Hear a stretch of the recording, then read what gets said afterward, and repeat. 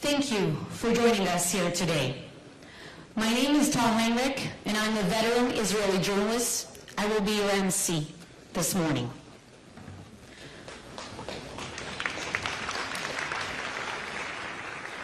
On October 7th, more than 1,200 Israelis were slaughtered by Hamas terrorists. More than 300 of them were women. Some of these women were murdered twice. The first time, when bloodthirsty Hamas terrorists committed shocking acts of sexual violence against them. They abused Israeli women. They mutilated Israeli women. They raped Israeli women. In certain cases, they did so in front of their loved ones. The second time these women were murdered was when terrorists put a bullet in them. In at least one case, this happened simultaneously. Let that sink in. Today, you will hear abundant evidence of these atrocities. Because, as I said, these women were murdered 2 times. We will not allow for a third time to take place through denial and neglect, a refusal to acknowledge and grieve them. Today, we will scream their story, for there cannot be silence in the face of such atrocities. The video we are about to show you was released on November 25th, the International Day for the Elimination of Violence Against Women. On October 7th, Hamas committed crimes against humanity. They raped, murdered, and violated Israeli women. Hamas had committed rapes. We saw bodies of naked women. Morgue workers say the bodies show trauma consistent with rape. They bent someone down when they realized he was raping them, and then he shot her in the head. Their pants are pulled down and she is half naked. Her legs spread out. Today, November 25th, is the International Day for the Elimination of Violence Against Women, and women's organizations chose to be silent against Hamas violence. By remaining silent, you are endorsing the atrocities committed against Israeli women on October 7th.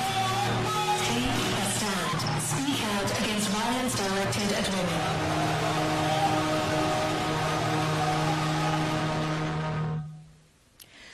I would now like to invite His Excellency, Mr. Gilad Erdan, Israel's ambassador to the United Nations, for his opening remarks.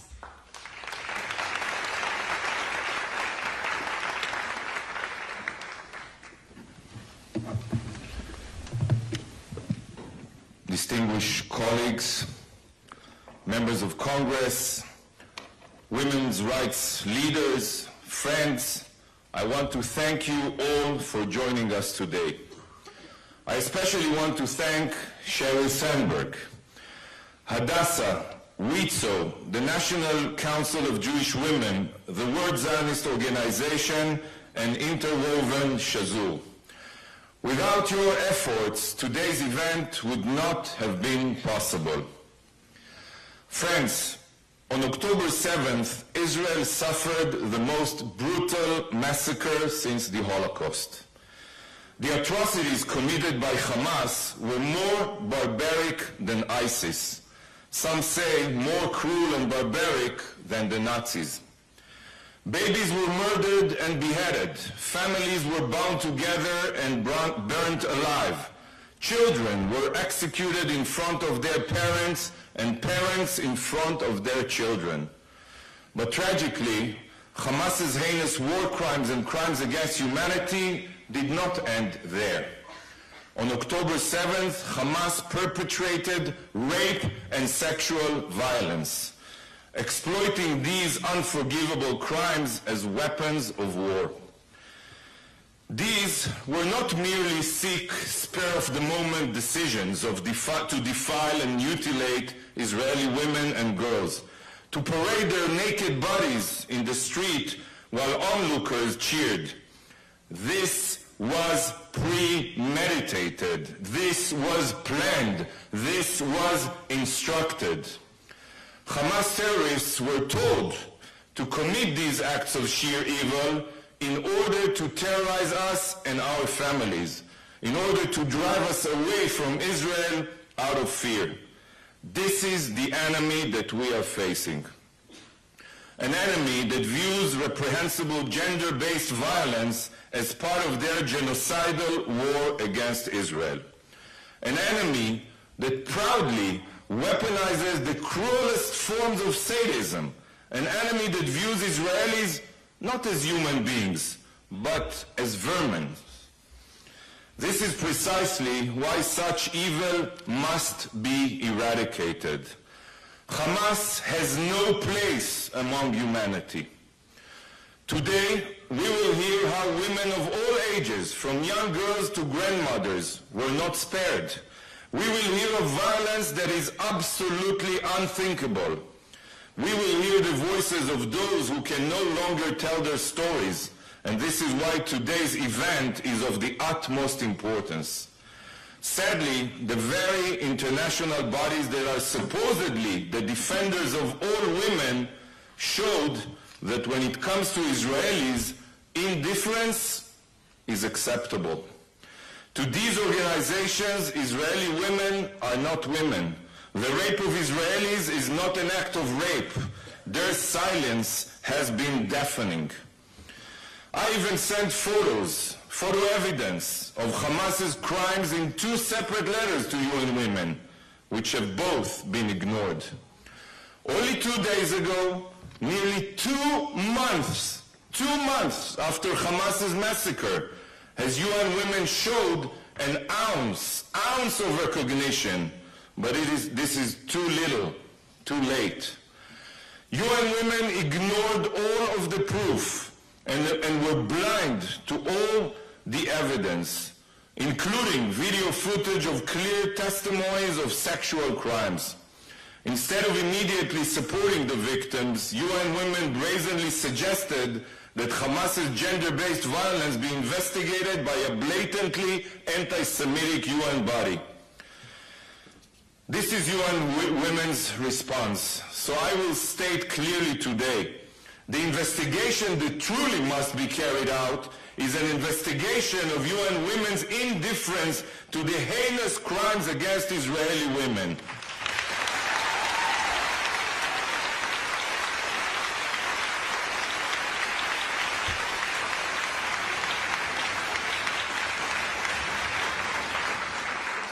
Although this is heartbreaking, not only for Israelis, but for all women, we must not despair. Look around you. Look at this room. It's overflowing with steadfast leadership and unbreakable values. Every person here is willing to stand up to immorality and vile crimes, to hear the stories of the victims who can no longer tell them, and to amplify their voices worldwide. Despite the short notice, we received overwhelming support for this event. This is an immense source of inspiration, and it empowers women everywhere.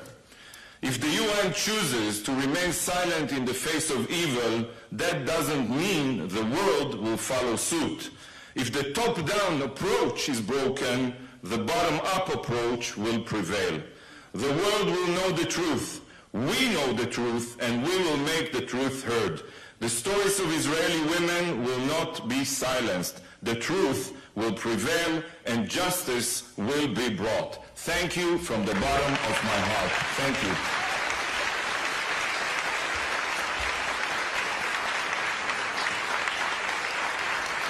Thank you, Ambassador Erdan. Our next speaker is Ms. Shira Katz, CEO of National Council of Jewish Women, a 130-year-old Jewish feminist civil rights organization with over 200,000 advocates working for the full equity and safety of women, children, and families in the United States and Israel. Shira.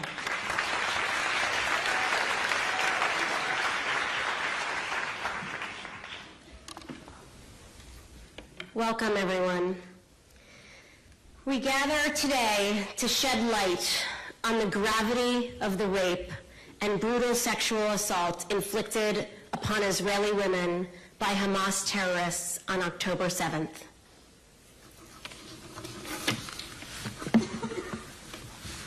Excuse me. We gather to advocate for accountability.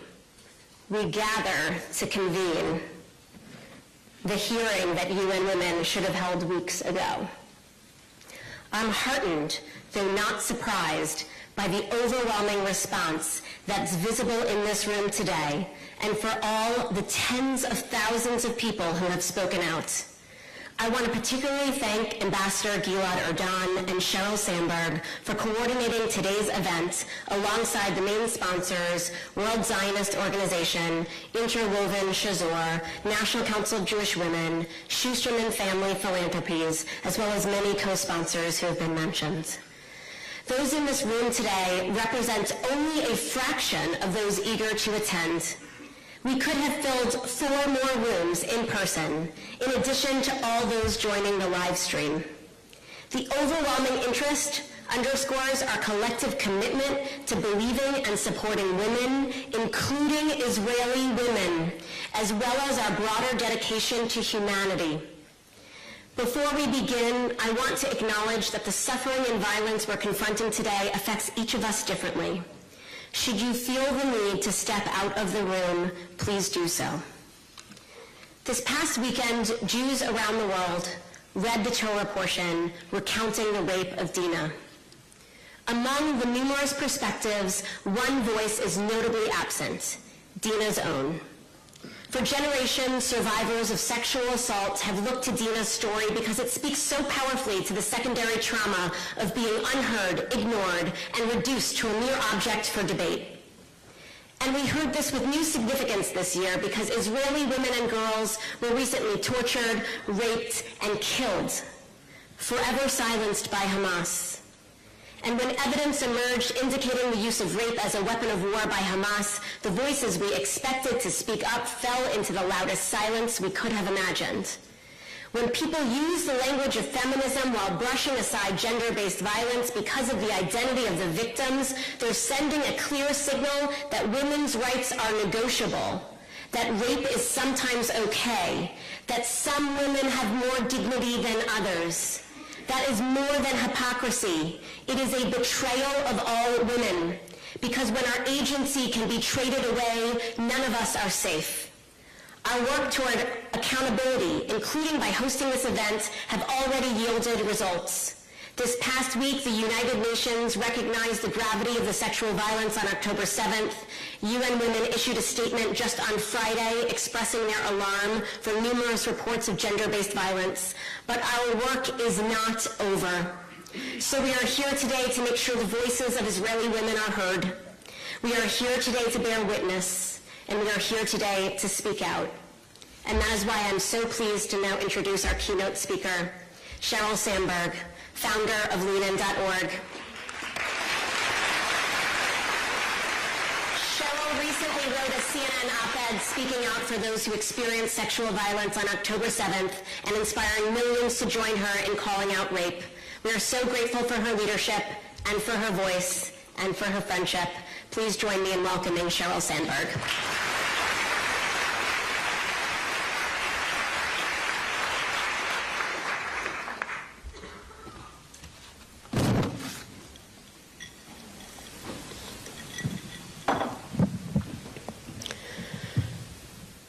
Silence is complicity. And in the face of terror, we cannot be quiet. That is why we are all here today, to speak about unspeakable acts. Thank you, Ambassador, and thank you to the amazing Sharia Katz for your unbelievable work getting us here together. On October 7th, Hamas brutally murdered 1,200 souls. And in some cases, they first raped their victims. We know this from eyewitnesses. We know this from combat paramedics. We would know this from some victims if more had been allowed to live. Maybe then one would be standing beside me right here to state something that should not need to be stated. Rape should never be used as an act of war.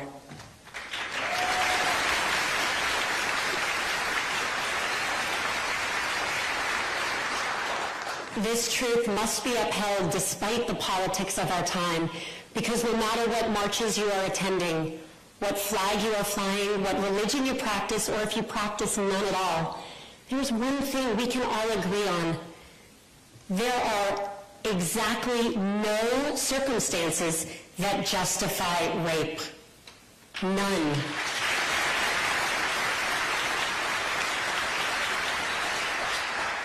Rape is targeted. Rape is terror. Rape is torture. But until recently, wartime rape was largely tolerated. If you think over our history, throughout the history of man, women's bodies were just considered part of the spoils of war. It wasn't until 30 years ago, when the mass sexual violence of the former Yugoslavia, Rwanda, the DRC, caused global women's organizations and human rights organizations to speak up. And in these halls where we are today, change happened.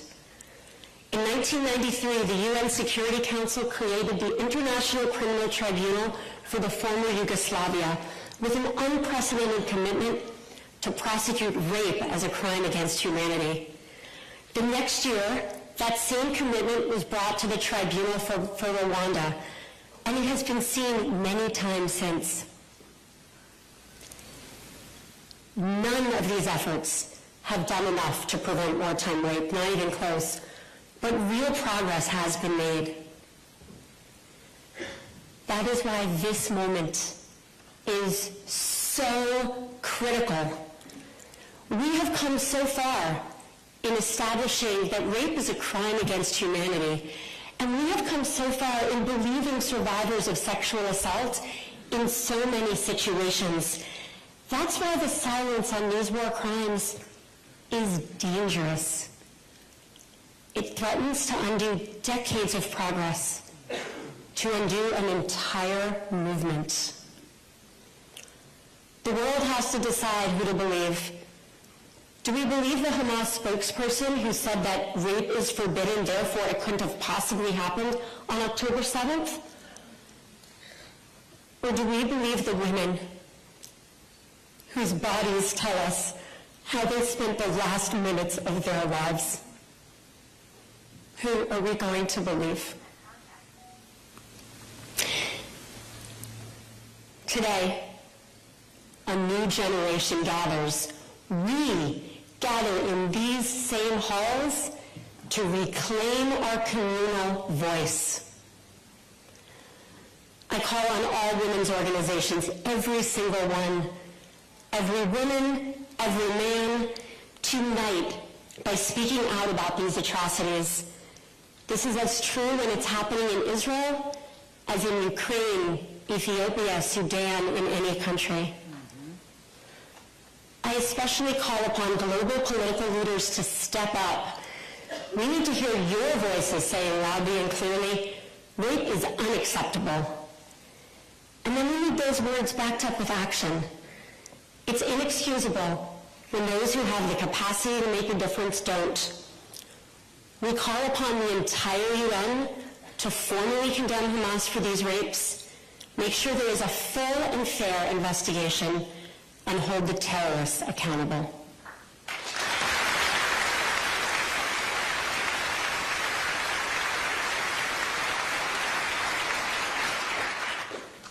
The ground we have gained in protecting women was hard fought. It needs to be built upon, not lost. For over a decade, I've been urging women to lean in. Now I call on everyone to speak out. And if the world isn't listening to us, we're just going to have to speak louder.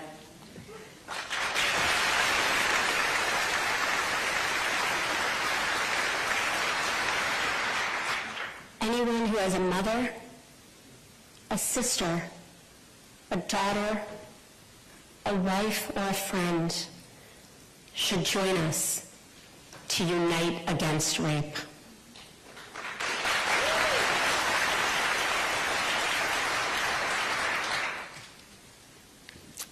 This goes beyond politics. If we can't agree that rape is wrong, then we have accepted the unacceptable.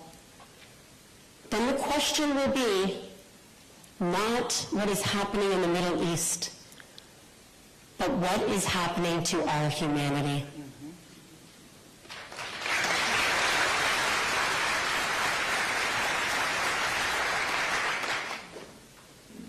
And now it is my honor to introduce the senator from the great state of New York, Senator Gillibrand.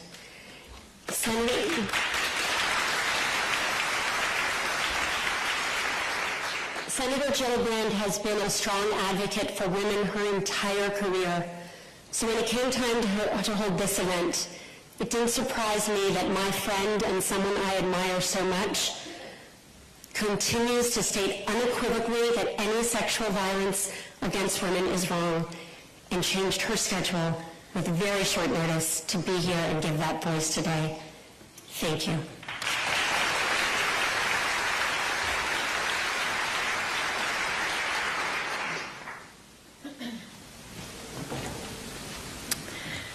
Good afternoon. It's very important that we are all here. It is very important that we are giving voice to the women who were raped and murdered on October 7th. It's very important that we are speaking truth to power at this time and in this place. I'm grateful for the leaders here. I'm grateful to Cheryl for your voice, to take your platform to speak out so loudly and so boldly and so clearly is essential. I'm grateful for the ambassador, for your searing words, your absolute truth, and your unwillingness to accept silence from your colleagues at the UN.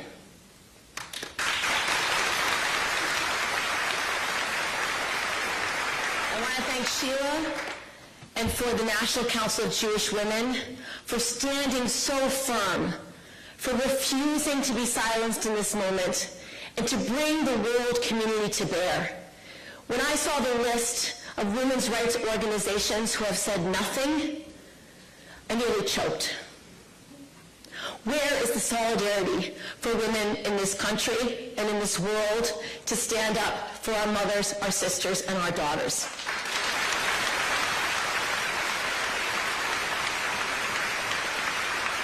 The horrific acts committed on October 7th by Hamas are truly indescribable. I've seen much of the raw footage. It takes your breath away in the sheer level of evil it depicts. You can't unsee when you see it, and it haunts you like no other image you could ever see on a movie screen. The barbaric acts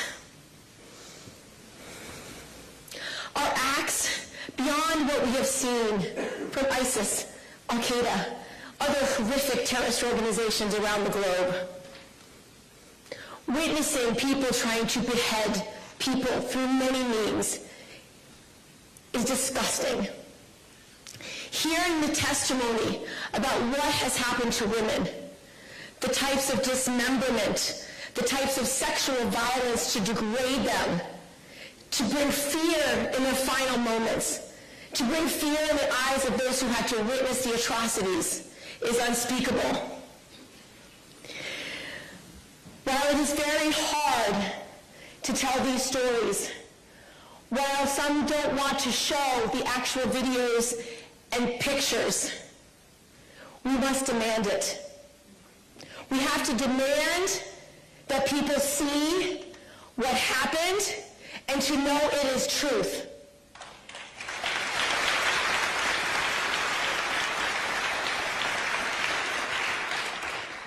We collectively must ensure that the world knows the heinous, horrific, barbaric nature of Hamas's actions.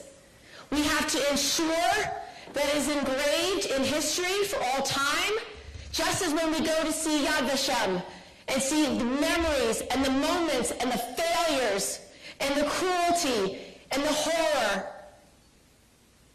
of what happened during World War II. One of the earliest images that we have been able to see is during the attack was that of Naama Levy. She was being dragged by her hair, her hands tied behind her back, thrown into a truck, blood is streaming down her face, streaming down her arms, streaming down her back. Her sweatpants were covered in blood, streaming down her legs, clearly a victim of sexual assault. She was in terror. We've seen photos of bodies of all ages with unspeakable injuries.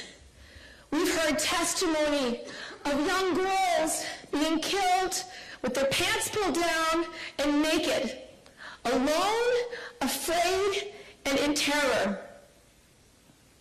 The mountain of evidence, forensic examinations, eyewitness testimonies from survivors and paramedics, video footage from Hamas itself, the words of Hamas declaring victory about the 10 people that he killed to his mother, recorded on his cell phone. It embodies a level of evil we don't see. It's hard to hear. It's hard to witness. The atrocities have evoked horror and despair. I can't imagine what it's like to be a Jewish family today, whether you're in Israel, whether you're in America, whether you're anywhere in the globe, watching this episode unfold in real time, knowing that it is just part of a long legacy of anti-Semitic brutality and inhumanity. For centuries, rape, sexual mutilation, sexual violence have played a grotesque role in the subjugation and suppression of the Jewish people. During the Holocaust, women and children were sexually abused, mutilated, and raped routinely. During the pogroms of the early 20th century, rape was used as the instrument of war. Even in the Renaissance, Italy, rape was used to extort money from families. Make no mistake, this is part of our global history. Rape's been used as a weapon of war for centuries, a deliberate form of torture that serves to dehumanize and terrorize not just the women, but the entire community. It's recently reared its very ugly head in the former Yugoslavia, where mass rape and sexual enslavement were used as an instrument of war. In Iran, the regime's security forces used rape and sexual violence against children in order to subdue women and the population as a whole.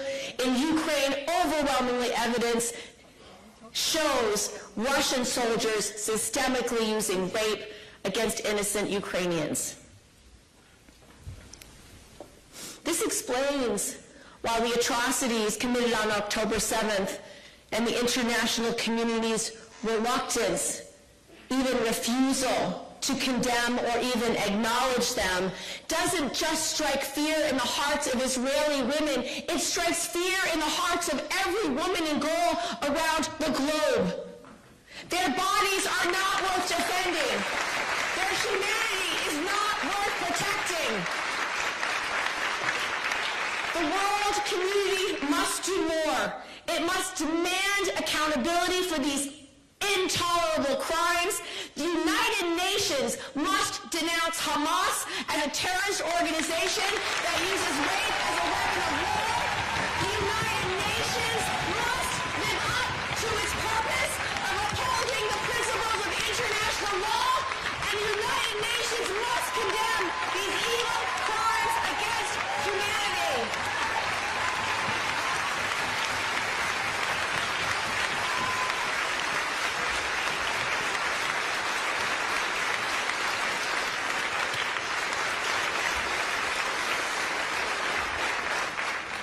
Thank you so much, Senator Gillibrand. I can tell you that my Kleenex pack was full before you started speaking.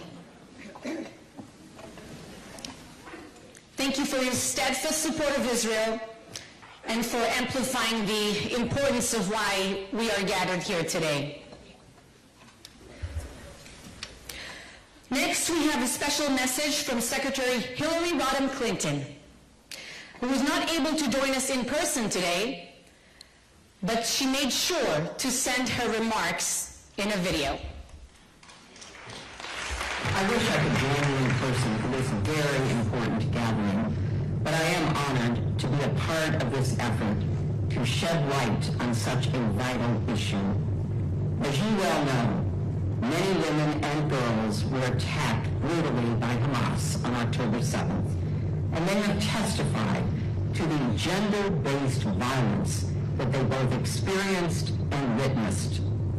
As a global community, we must respond to weaponized sexual violence wherever it happens with absolute condemnation. There can be no justifications and no excuses.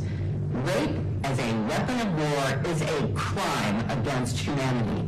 Such atrocities have no place in any society or any conflict.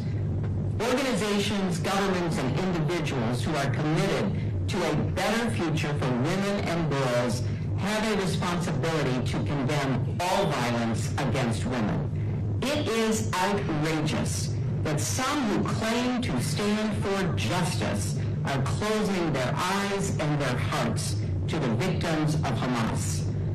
But amid such inhumanity, we can also see women leading the way forward, as is so often the case. I have met survivors of sexual and gender-based violence all over the world. They are the ones who inspire me with their incredible courage and resolve.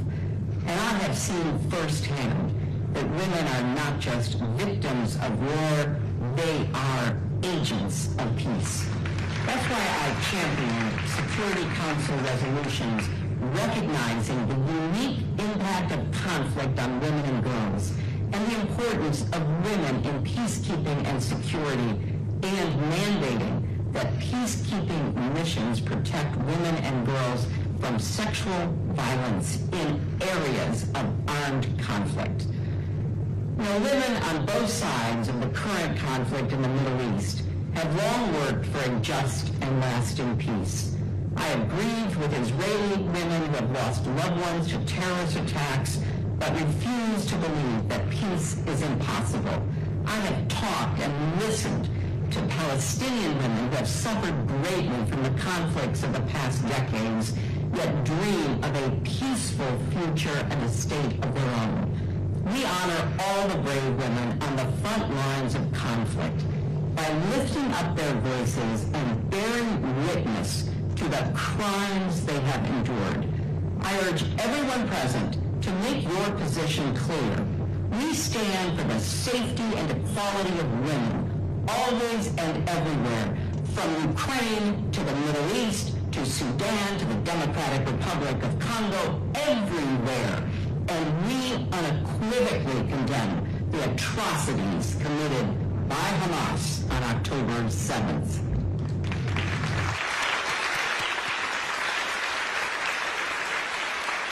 We thank Secretary Clinton for her long-standing support. We now want to show you an excerpt from 2 interrogations of terrorists who participated in the October 7th massacre and were arrested by our forces. Notice how they describe to Israeli security agents the intentional violence and brutality they inflicted upon Israeli women.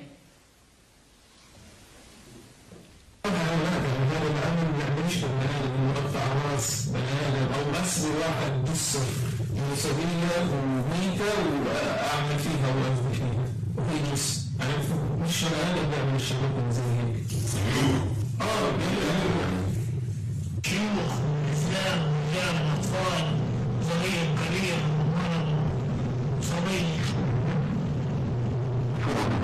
كذلك حسن الدين ممنوع على كل المسلمين الخطأ في الزنا من هذا كل ممنوع. It is important to us that you also hear directly from Israeli first responder teams that have been working tirelessly on the ground since October 7th.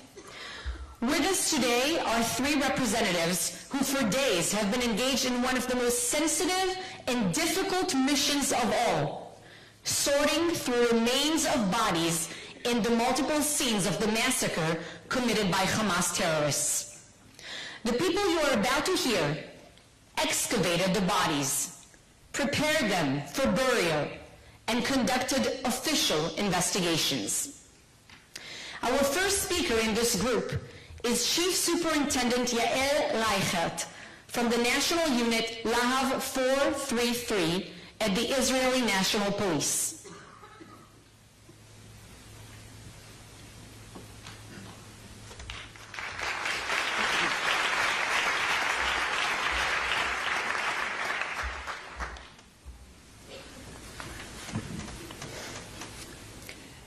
The Israel National Police is leading the investigation of the murderous terrorists of Hamas ISIS who carried out the brutal attacks on October 7th, 2023.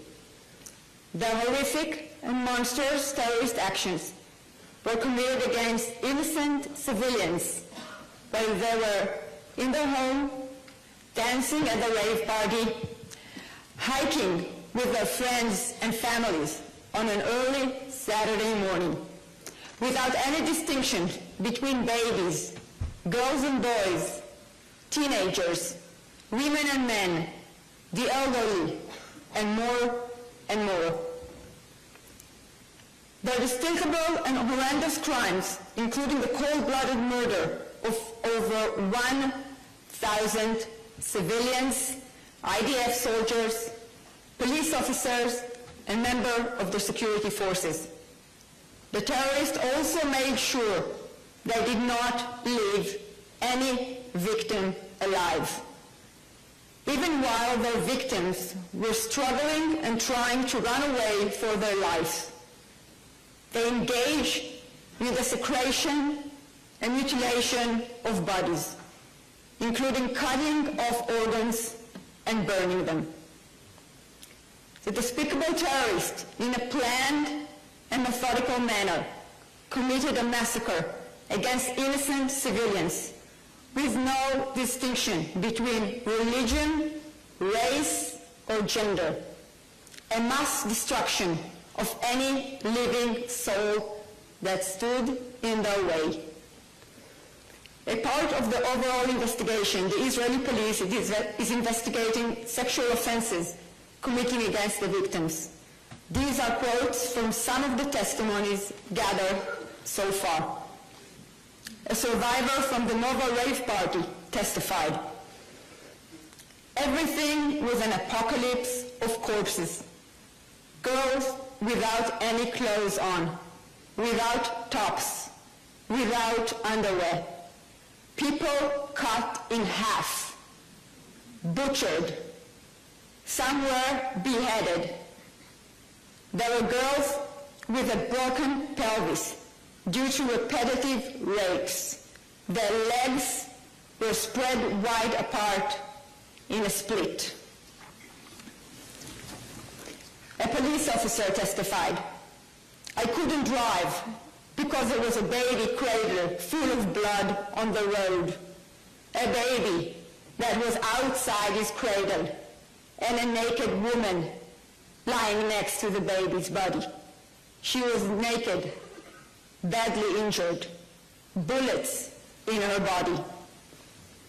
Another witness testified, many mutilated bodies in the head and neck area, heads crushed, the corpse of a woman with her jeans rolled down to her knees, heads without bodies. A witness from the rave party testified, we heard girls that were pulled out from the shelters, girls that shouted, they raped girls, burned them just after that. All the bodies outside were burned. A rescuer that arrived to a house on a kibbutz testified, inside the shower there was a body of a cuffed woman. She was without her underwear. The body was in the corner and her hands were tied. Another testimony from the rave party survivor. Women without clothes. Some without the upper body clothes. Some without the lower body clothes. Blood over the lower body. Everyone was full of blood. Butchered people.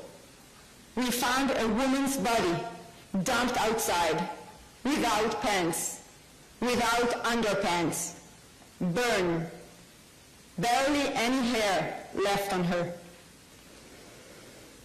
I would like to show a summary of 3 testimonies we have gathered so far. The first is a rescuer who helped evacuate bodies from the Nova rave party. The second is a paramedic who gave first aid. And the third is a survivor from the rave party.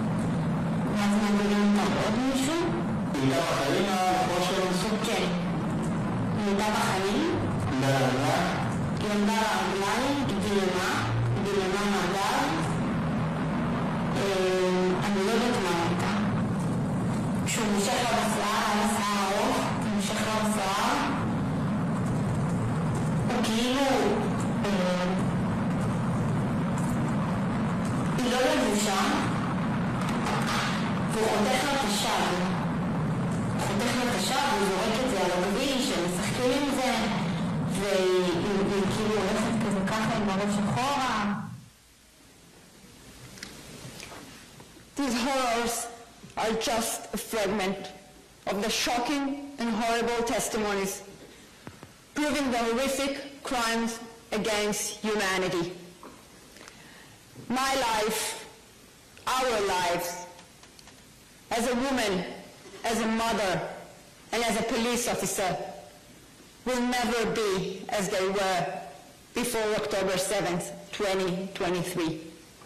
We must guarantee the safety and security of Israel for us, for our children, and for our future generation.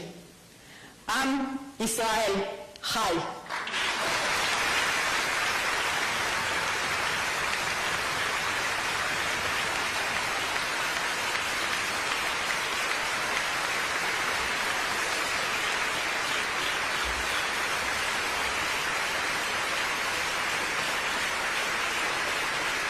Thank you, Chief Superintendent Reichert. Thank you for your work, for your colleagues' work, and for bringing us these voices today. Next, you will hear from Shari Mendes. Originally from the United States, Mendes is an architect living in Jerusalem. She's a member of an Israeli Defense Force reserve unit that was established in the year 2010 by the Israeli Army Rabbinate to identify and prepare the bodies of deceased female soldiers for burial.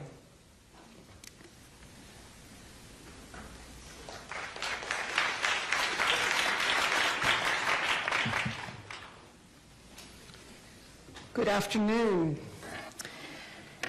My name is Shari Mendes. I'm from Jerusalem, and I want to thank you for the opportunity to speak before you. I am an architect by profession and also a member of this reserve unit within the Army Rabbinate, and we are tasked to take care of all of the procedures that are required after a female soldier dies. Our unit was formed as more women were trying to come into combat units, more female soldiers. In Jewish tradition, burial societies tend to be segregated by sex, with women tending to women, men to men. It is a gesture of respect for the deceased that their families know that women are present throughout the identification process and are in charge of the burial preparation of their daughters.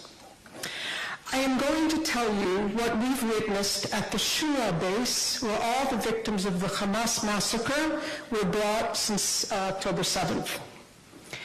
I will neither overstate nor understate anything.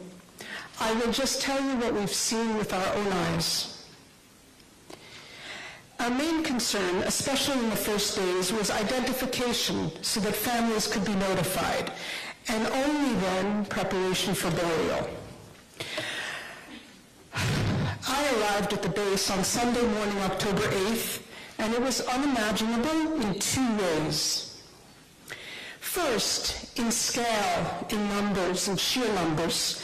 When I got there, body bags were already piled to the ceiling, lining the corridors in every room. Refrigerator trucks were waiting outside, also full. Body bags just kept coming in all shapes and sizes. Many were oozing liquids, and the floors were wet. The smell of death was already unbearable. It is impossible to overemphasize the number of bodies that we were dealing with, the sense of shock and despair.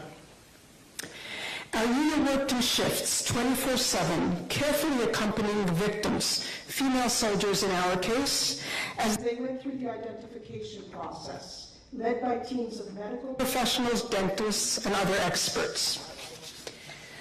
Bodies can only be prepared for burial once they have been 100% identified, so there's never any doubt. Teams have been and are still working at the Shura base around the clock since the war started. We are a small country, and we all feel great responsibility toward the families. The second shock was the extent of the cruelty, the atrocities we witnessed. We saw victims were often shot in several places in the body and then many times in the head. Heads and faces were covered in blood. They were shot in the eyes, face, and skull. Almost everyone had blood still dripping from their ears, noses, even days later. It was often impossible for families to be shown faces, and it seems as if mutilation of these women's faces was an objective in their murders. Some heads were bashed in so badly that brains were spilling out and had to be collected for burial. Jewish law requires that body parts be rescued and buried as much as possible. Even bloody clothing is buried with the body, even the cloths used to clean the blood. There were a lot of those. Some were shot in the head so many times at close range that their heads were almost blown off. In some cases, this was done after death, just out of cruelty. How do we know this? Because there was no blood in the wounds. There was no more blood to drain out. These women arrived with their eyes opened, their mouths in grimaces, their fists clenched. The soldiers that we dealt with had expressions of agony on their faces still. I remember one young woman, a soldier, whose arm was broken in so many places that it was difficult for us to lay her arm in the burial shroud. Her leg, too. In her case, the entire left side of her body was shredded, torn apart most likely by a grenade. It is customary to place the dead in a pure white linen burial shroud, but often this wasn't possible, and we simply laid a white linen sheet on what remained. Many young women arrived in bloody, shredded rags or just in underwear, and their underwear was often very bloody. Our team commander saw several female soldiers who were shot in the crotch, intimate parts, vagina, or shot in a breast. This seemed to be a systematic genital mutilation of a group of victims. Some bodies could not be recovered until later, as some southern communities were dangerous for days after October 7th. We saw bodies in advanced stages of decomposition, a terrible dark green color completely covered with large live maggots. On more than one occasion, we were told, run, get out, get out, get out. And you have to understand, we didn't want to leave. It was our job not to ever leave a person unattended, but we had no choice. Why? Because they said that bodies were coming in booby-trapped. All the staff at the morgue had to evacuate the building while corpses were checked by bomb specialists. Our unit has seen bodies that were beheaded or had limbs cut off, mutilated. One young woman came in with no legs. They had been cut off. We saw several severed heads, one with a large kitchen knife still embedded in the neck. Charred remains arrived and had to be identified and prepared for burial. These bodies were burnt beyond recognition, often without arms or legs. They didn't resemble anything human. Our only means of identification for them was by DNA, and this is made incredibly challenging if there's no tissue when bodies are burnt badly. Sometimes we sifted through piles of ash that disintegrated as we touched them.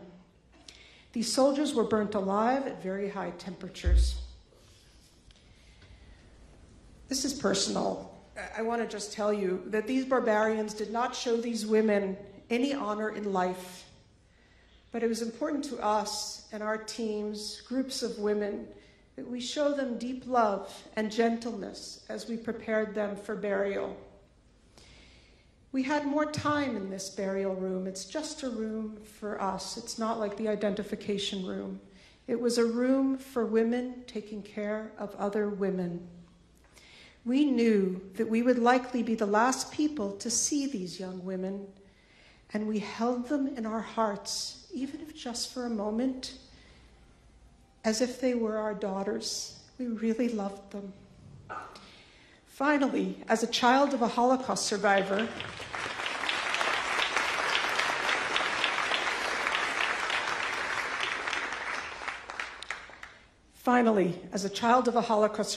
I understand the importance of bearing witness, and that is why I am here repeating these unbearable stories to you on behalf of my people and my country. I am here to be the voice of those who cannot testify, and I thank you so deeply for your time, your sensitivity, your trust, and your commitment. Thank you.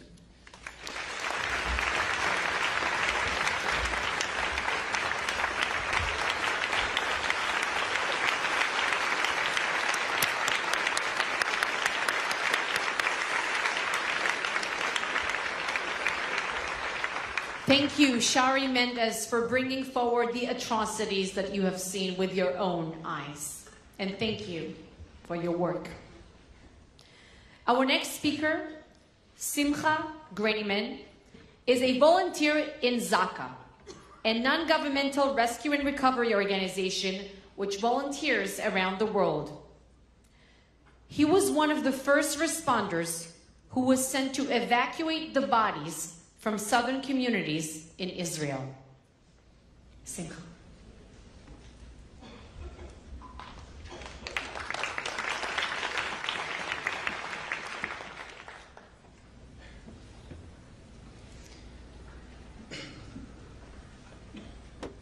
My name is Simcha Simcha Greeneman. I'm a volunteer in Zaka International Organization. I'm standing in front of you today to tell the story of the horrific things that I saw with my own eyes and I dealt with my own hands from October 7th. I was called down on October 7th to collect bodies and remains from the terror attack.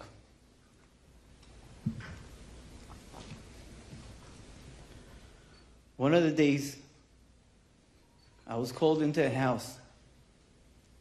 I was told there's a few bodies over there. When I walked into the house, I saw in front of my eyes a woman laying. She was naked.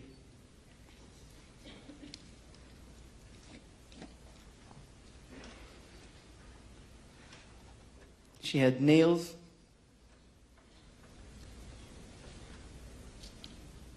and different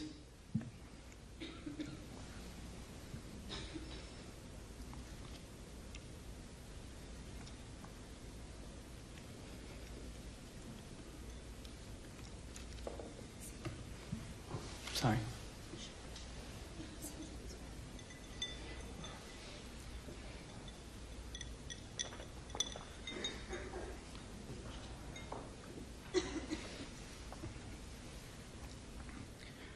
She had nails and different objects.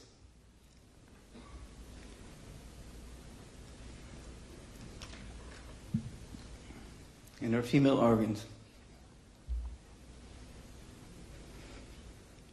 Her body was brutal.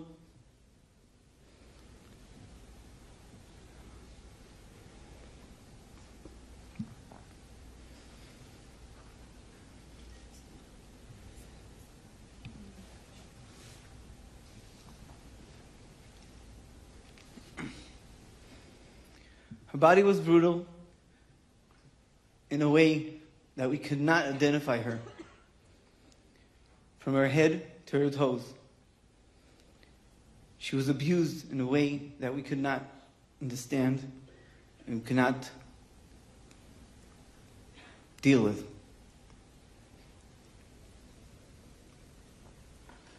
The second body that we found over there was brutally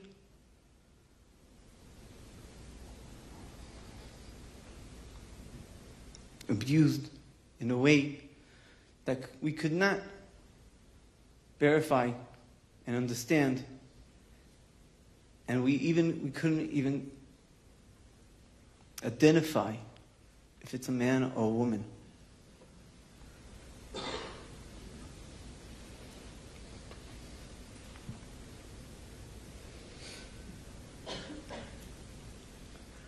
A different day, I got a mission to go into another house. I walked into this house, into the bedroom. There was a woman leaning on her bed.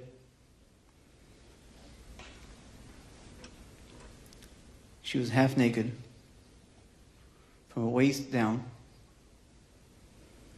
She was shot from the back of her head. When we turned her around, she had an open grenade in her hand. Thank God, no one on our team got hurt.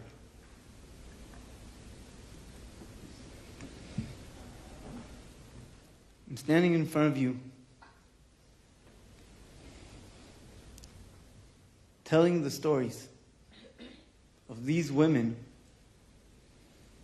these people that were brutally butchered, killed in different ways. Hundreds of them in different ways were butchered and killed. And I dealt with a lot of them. My own hands. With my own eyes, I saw one by one.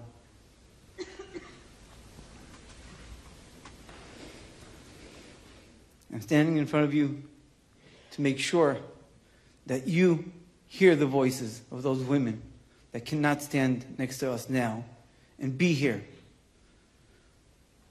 to scream out what happened to them.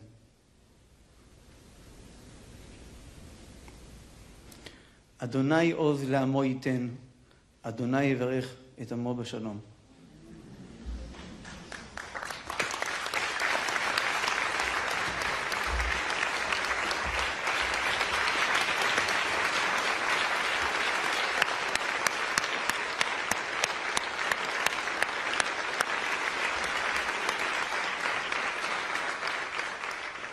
Thank you, Simcha, and thank you, Zaka, for what you're doing.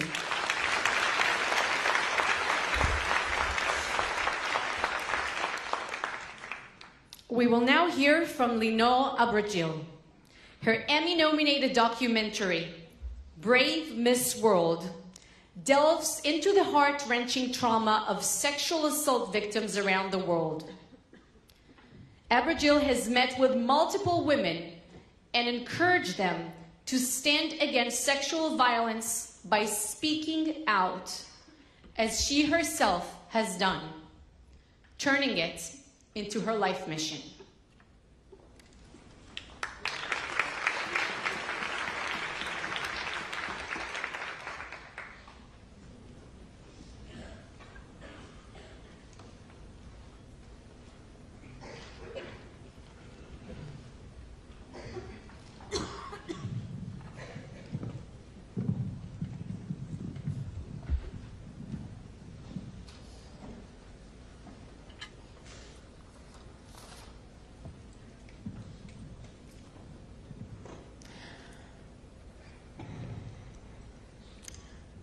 Dear guests, my name is Linor Abergil, and I am a rape victim.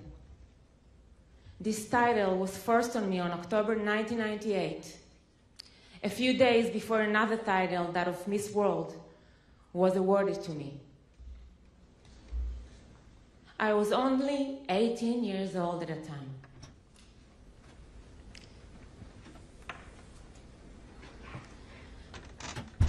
25 years passed since, and my crowning event became a vague memory. But I lived the rape I experienced every day, battling inner demons that tried to possess me, to pull me back again to the day I was abducted, brutally raped, and almost murdered. Since October 7th, I feel these demons raise their head. Their chilling testimonies, the horrific videos of the atrocities committed to my sisters in Israel brought everything back. I feel their pain. I feel their insult, their dignity shattered, their lives taken, and the petrifying, utterly disgraceful silence that we have witnessed ever since.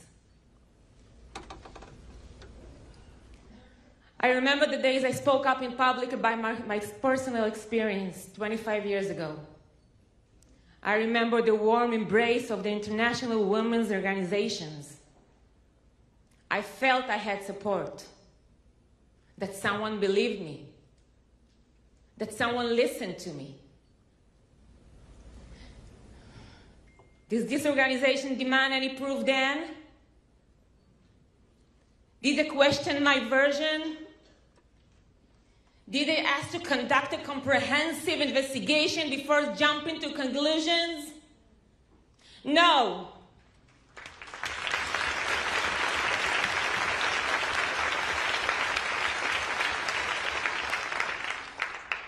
How convenient it was at that time for these organizations to use my name, my fame, to invite me to their conferences that are in word of their own, to take a photo with the woman who became for them a symbol. and how ashamed, so ashamed I feel that I was nothing but an extra in their production.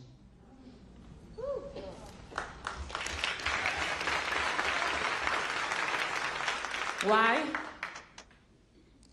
Because today, in these conferences, they don't want to present the blood stains on the pants, the broken pelvises, the discredited bodies of my sisters, the bloodthirsty Hamas terrorists, even documenting their war crimes.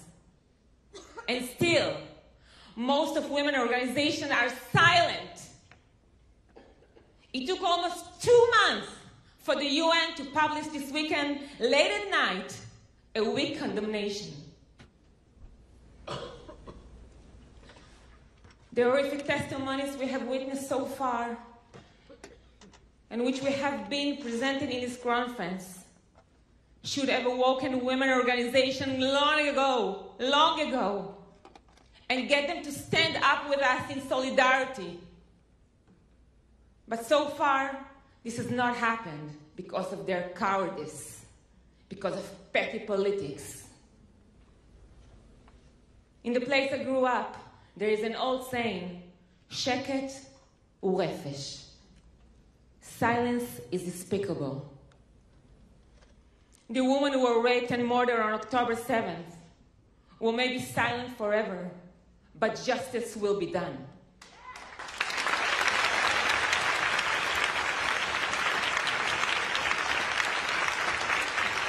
Truth shall prevail.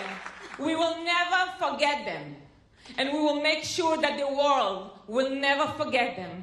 We will be the voice that was taken away from them. Thank you very much.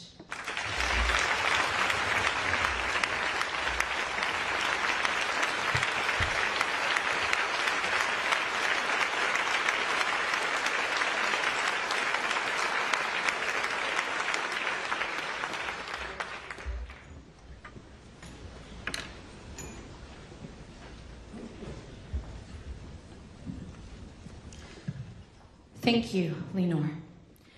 I would like to introduce our next speaker, Professor Ifat Biton. Is the president of Ahva Academic College and head of the Israeli Academic Colleges Board. She's a legal scholar and activist for equality.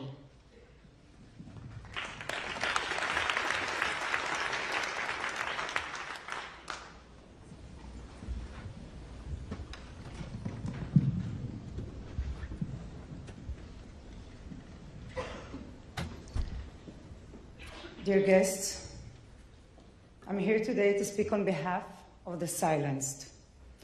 Decades of researching and litigating for women in their most vulnerable positions have not prepared me for this current mission of giving voice to those who were silenced twice, not once.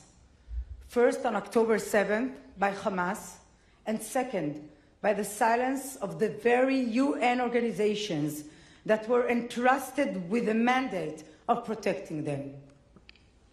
Hamas terrorists committed countless violations of international humanitarian law against Israelis, attempting to demolish the Jewish people. They executed heinous war crimes and crimes against humanity. Their systemic and pre-organized use of sexual violence as a weapon of war was aimed to destroy our society through the bodies of women. The atrocious crimes perpetrated, filmed and distributed by Hamas terrorists, brutally assaulting and torturing women, girls, children, and men, can no longer be denied. On the other hand, the sexual assaults committed by Hamas are significantly more prone to denial and concealment, mainly by silencing the victims, be it by the paralysis of trauma and stigma of survivors, by propaganda, or by murdering them. Practices of denying sexual crimes and not believing victims have long been condemned by feminists and human rights organizations. Feminist scholars worldwide criticize the ways in which liberal legal systems fail to provide women and girls with the protection they deserved, especially in cases of scarce direct evidence. These very practices are now held against our sisters. Not only they have suffered these atrocities, but they are also facing an outrageous demand to secure evidences from the battlefield. Already during the aftermath, and even though they are extremely low, I know first-handedly how overwhelming everything has been in the beginning, in the aftermath. I know, because on October 7th, I have lost my beloved two brothers-in-law who were heroically fighting against the Hamas terrorists, trying to save innocent civilians terrorized in their own homes. I have been closely watching identification processes and the unprecedented number of dead women, hostages, and survivors. These were red flags that led me, together with other women specialists in Israel, to focus more on investigating the gender-based crimes that were eventually revealed. We were determined to fight for justice on their behalf. Their unimaginable pain and suffering are now presented by those who bear witness to the crime scenes, by the eyewitnesses that we've seen, and by the violated, murdered bodies. These evidence are incredible, and in the sense that they are indications, all carrying the profound legal implications that are needed and that will allow doing national and international justice with these victims.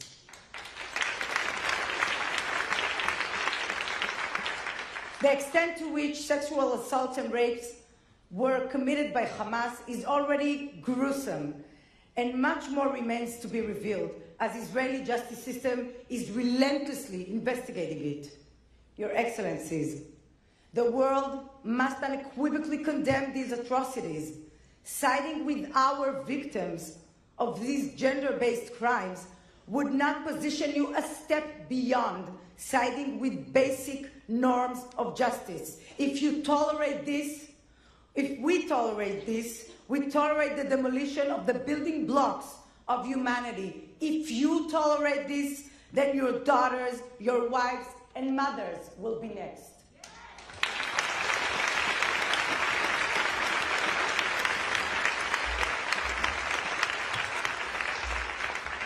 As I conclude my remarks, allow me to introduce the last speaker, Mandana Dayani. Dayani is a human rights activist, entrepreneur, and attorney.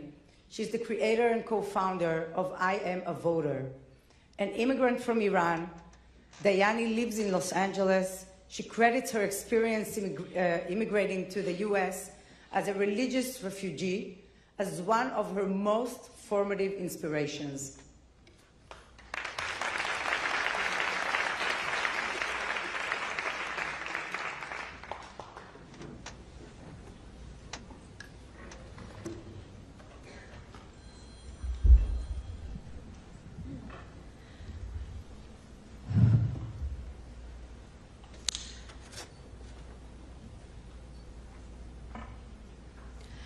The first time I had a gun pointed to my head, I was 4 years old. I was walking to the park with my mom in Tehran when the Islamic Republic's morality police pulled up alongside us. While their job was to monitor our hem lengths and our hair covering, their real job was abusing their power to deny women our rights and agency through deliberate acts of intimidation, dehumanization, and outright terror. I've never, ever forgotten the evil I saw in their eyes that morning. Even as a little girl, I knew a real-life monster when I saw one. Today, the Islamic Republic of Iran that forced me and my family out of our homeland remains as oppressive as ever. And it is the same regime that funds the terrorist group Hamas. On the morning of October 7th, Hamas brutalized, bound, burned, murdered, beheaded, and sexually assaulted young girls and women in Israel. They raped young girls at a music festival and threw their dead, naked bodies into piles on top of each other. They rape women and teenage girls with such force and mutilation that medical examiners found them with shattered pelvises and missing organs. They raped the dead bodies of women. They dragged women through the streets and paraded them as their conquests to cheering crowds. Rape was a premeditated, orchestrated, deliberate tactic of war. Monsters. As a feminist and activist, I have stood shoulder to shoulder with women my entire adult life. Women who look like me and women who don't. Together, we were the first to sign Me Too. We marched at the original women's marches. We advocated for the safe return of the girls kidnapped by Boko Haram. We joined the calls to end Asian hate and Islamophobia. We supported Black Lives Matter. We campaigned for LGBTQ rights. We spent months protesting for women's life freedom. We flew to the US-Mexico border to demand the reunification of families. We fought to protect our democracy. But then, on October 7th, I suddenly found myself completely alone. The champions I had stood next to so many times through so many injustices just disappeared. I was heartbroken and abandoned. Peers, friends, universities, and fellow leaders who still remain silent, you have made the deliberate choice to look the other way. You saw the videos, you saw the photos, many recorded and live streamed by the terrorists themselves on our feeds. You know exactly what happened to these girls, and yet you turned away. You ignored our pleas to bring the hostages home. You didn't participate in our campaigns. You didn't hold signs. You didn't march. You didn't wear the t-shirts. You didn't sign the letters. When our women's mouths were bound and gagged, you chose not to be their voice. UN Women, it took you 50 days to condemn this gender-based violence and another 7 to utter a single word about the terrorists that perpetrated them. When we commit to speaking out for women and girls, that means all women and girls.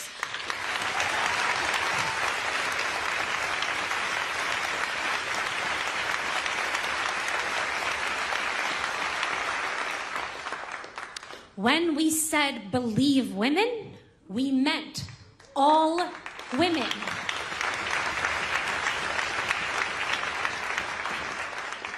So if you ignore the very clear and obvious violation of just these innocent women and girls, or worse, when you twist propaganda to dare justify it, then you are politicizing their pain. You are denying their stories. You are stating that their rights are undeserving and that their suffering is unworthy of your protection, and you are complicit in emboldening their perpetrators who must be held to account.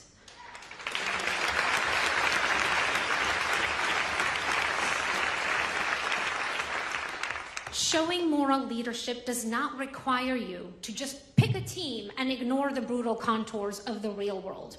Moral leadership does require you to see these women and all women. It is not your job to choose sides between them. It is your job to stand on their side.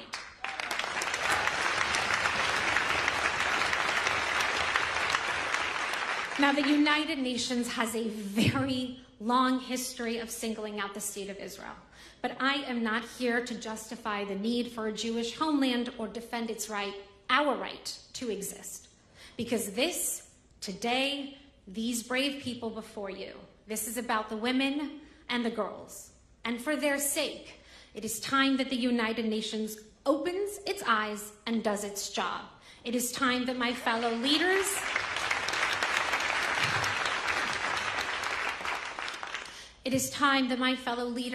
activists, and communities that have still remained silent open their hearts. You must not turn away from women who have been raped and massacred in the most horrific fashion simply because you dislike their government.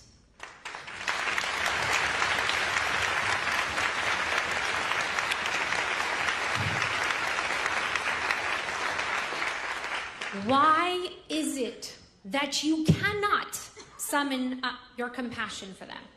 Why is it that you cannot find your voice to speak up for them?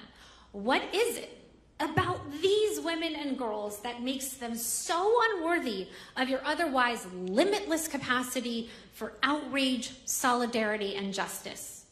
Once again, I'm afraid the reason is quite simple. Because they're Jews. If that is not the case, then now is the time to prove it. Join us. Speak up. Condemn the barbaric violence by Hamas against women and girls. I need you. We need you. These women and girls need you. As a child, standing outside the park, I remember looking straight into the evil eyes of those monsters. I was terrified. I knew those men would get away with anything they did that morning. I knew I had to remain silent. But I don't anymore. And neither do you. Please, please hold these monsters accountable. Denounce these war crimes, and always believe all women. Thank you.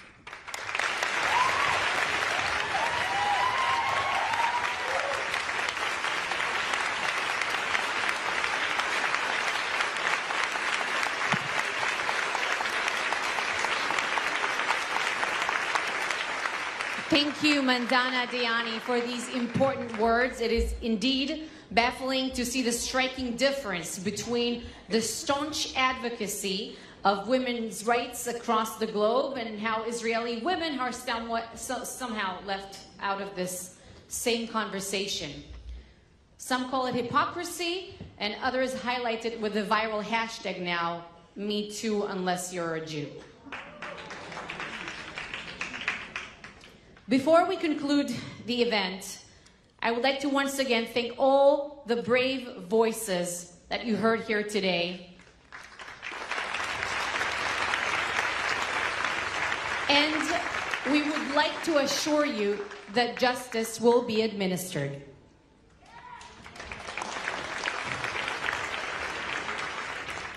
I would like to bring to your attention, once again, if you haven't noticed, we will play it once again, the very powerful artwork displayed on the screens before you entered. We will show it again, reflecting how October 7th moments have been inscribed into the collective national trauma. And I would like to invite singer Montana Tucker to perform the national anthem with us. Montana? Oh, here. Hatikva.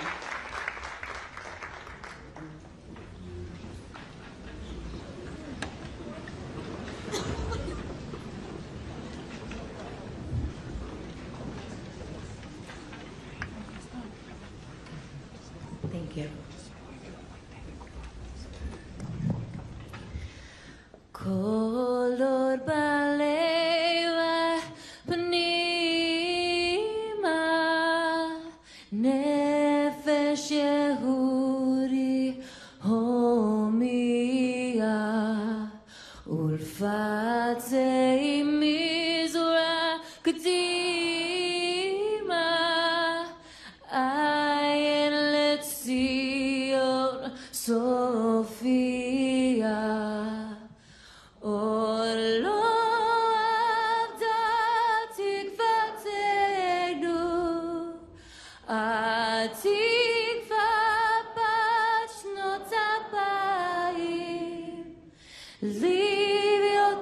Hoshi be'atseinu